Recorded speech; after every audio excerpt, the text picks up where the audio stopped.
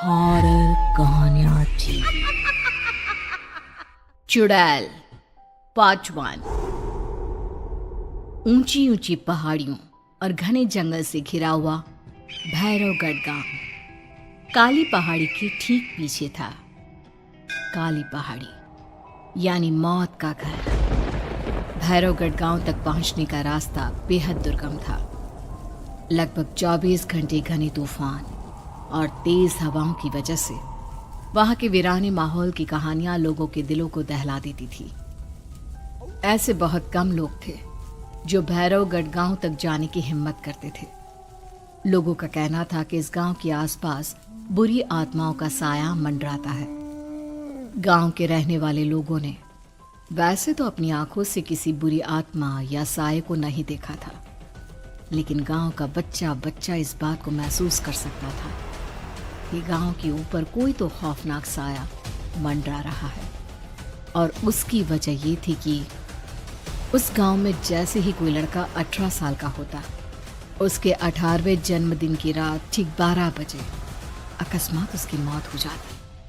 हर बार ये मौतें बड़े ही रहस्यमयी ढंग से होती और इस बार सरपंच सुमेर के बेटे को 18 साल होने में अब बस 15 दिन बाकी थे। अजी सुनते हैं, हमारा बेटा भी कुछ दिन बाद 18 साल का हो जाएगा। कहीं वो डायन उसे भी खा गई तो। कैसी बातें कर रही हो? जब वो इस गांव में ही नहीं है तो कोई भी डायन या बुरा साया उसका कैसे कुछ बिगाड़ सकता है? उसे कुछ नहीं होगा।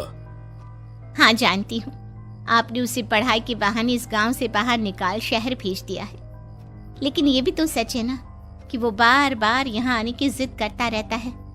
वो चाहे कितनी भी जिद कर ले जानकी, पर मैं उसे इस गांव में कभी वापस नहीं आने दूंगा। मैं नहीं चाहता कि गांव के दूसरे लड़कों की तरह मेरे बेटे की भी अजीबोगरीब ढंग से मौत हो जाए। कभी कभी तो लगता है कि हम सब गांव वालों को हिम्मत करके अपने गांव को इस बुरी आत्मा से छुड़वा लेना चाहिए। लेकिन कौन जानता है आखिर वो खतरनाक साया किसका है? वो काली आत्मा कौन है जो रातों रात हमारे गांव के लड़कों को निगल जाती है? सुमेर और जानकी जब ये सारी बातें कर रहे थे तब रात के लगभग 10 बज चुके थे और हर रात की तरह भैरवगढ़ गांव एक भयानक काले तूफान की आगोश में था। बाहर चल रही तेज हवाएं और बारिश के बीच कभी कभी ऐसा लगता जैसे कोई बुरी तरह से चीख रहा है। किसी के तड़पने और चीखने की आवाजें गांव के कानों में बार बार टकराती, पर वहां रहने वाले किसी भी औरत या आदमी के अंदर इतना साहस नहीं था कि वो अपने घर से बाहर कदम रख के उन आवाजों तक पहुंच सके। सो जाओ जानकी और घर के खिड़की दरवाजे कसकर बंद कर दो। अब जानकी सब खिड़कियां ठीक से बंद करने ही लगती है कि तभी उसे अपने घर के दरवाजे पर जोर जोर से खटखटाने की आवाजें सुनाई देती है। इन आवाजों को सुनकर जानकी और सुमेर के चेहरे डर से पीले और हाथ पैर ठंडे पड़ जाते हैं। जानकी, जानकी, इतनी रात कौन होगा? पता नहीं, ऐसा लग रहा है कोई बुरी तरह से दरवाजा खटखटा रहा है। अरे हाँ, पर किसी की आवाज भी तो नहीं आ रही। क्या करूं?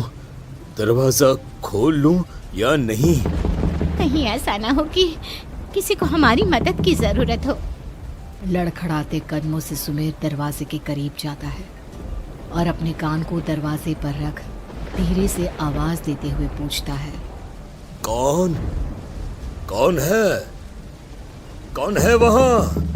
तभी एक बेहद डराने वाली आवाज उसके कानों से टकराती है। दरवाजा खोलो, दरवाजा खोलो, वरना आज की रात इस गांव में कोई जिंदा नहीं बचेगा। मैं जानती हूँ तुम्हारा बेटा 18 साल का होने वाला है। अगर उसकी जान की जरा भी परवाह है तो दरवाजा खोल दो। इस आवाज को सुनते ही सुमेर घबरा कर पीछे हट जाता है और जानकी को पूरी बात बताता है। कहीं वो डायन हमारे घर तक तो नहीं पहुंच गई? अब हम क्या करेंगे? मुझे दरवाजा खोलना ही होगा जानकी। मेरे पास अब कोई रास्ता नहीं है। इतना कहकर सुमेर डर से अपनी दोनों आंखें कसकर बंद करता है और कांपते हाथों के साथ झटके से दरवाजा खोल देता है। तभी किसी के जोर से हंसने की आवाज सुमेर और जानकी को सुनाई देती है। उस आवाज को सुन दोनों दरवाजे की तरफ देखते हैं और सामने अपने बेटे राहुल को खड़ा देख दंग रह जाते हैं। राहुल के हाथ में उसका मोबाइल होता है जिसमें से वो आवाज बज रही थी। ये क्या मजाक है? और तू यहाँ, तुझे मना किया था ना गांव में आने को, समझ में नहीं आता क्या? 18 साल का होने वाला है तू। माँ, आप लोग भी पता नहीं किन अंधविश्वास भरी बातों पर भरोसा करते हैं। क्या क्या मैं अपने घर नहीं आ सकता? आप लोगों से नहीं मिल सकता?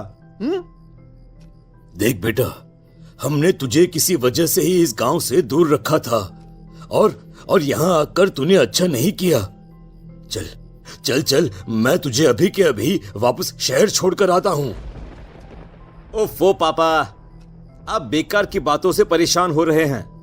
बाहर इतना तेज अंधड़ तूफान चल रहा है, कहीं जाने की जरूरत नहीं है। मैं बस आप लोगों से मिलने आया हूं, कुछ दिन रहकर चला जाऊंगा। दिमाग खराब हो गया है इस लड़के का, नहीं जानता कि इस गांव में ये सुरक्षित नहीं है। किसने कहा था तुझे यहाँ आने को? ये आवाजें सुन, बाहर से जो आवाजें आ रही है तुझे सुनाई नहीं देती क्या? अरे माँ, जब जोर से तूफान चलता है, तेज हवाएं चलती हैं, तो इसी तरह की आवाजें आती हैं। ये बहुत नॉर्मल है माँ। नॉर्मल होगी तेरे लिए बेटा। 4 दिन शहर में पढ़कर आया है तो अपने माँ बाप की बात नहीं मान सकता।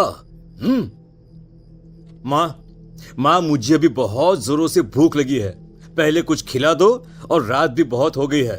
हम इस बारे में कल बात करते हैं, ठीक है? राहुल के वापस आ जाने से जानकी और सुमेर की आंखों की नींद उड़ गई थी। खाना खाने के बाद राहुल तो अपने बिस्तर पर जाकर सो गया, लेकिन जानकी और सुमेर पूरी रात उसके कमरे के बाहर पहरेदारी करते रहे।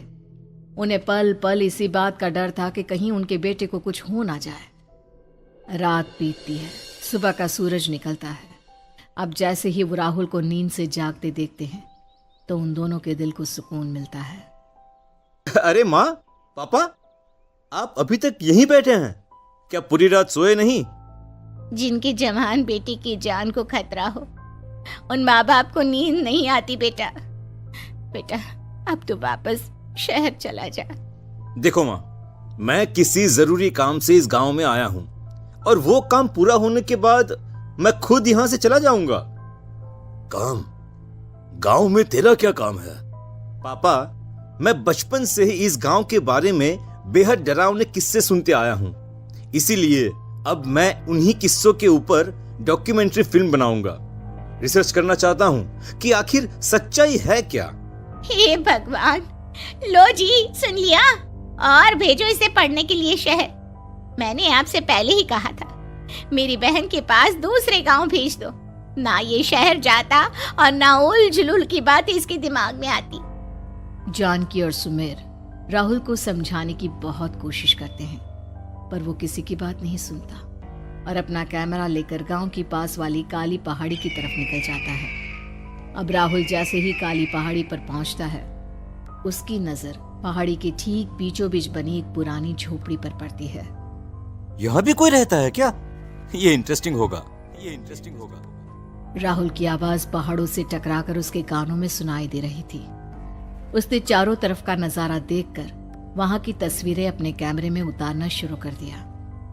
तभी अचानक राहुल ने अपने कैमरे में खींची हुई तस्वीर को जूम करके देखा, और उसमें उसे जो नजर आया वो देखकर राहुल की होश उड़ गए।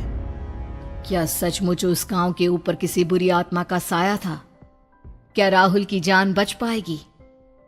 क्या देखा था राहुल ने उस फोटो में जिसे देखकर वो दंग रह गया? इन सवालों के जवाब जानने के लिए देखिए इस कहानी का अगला भाग।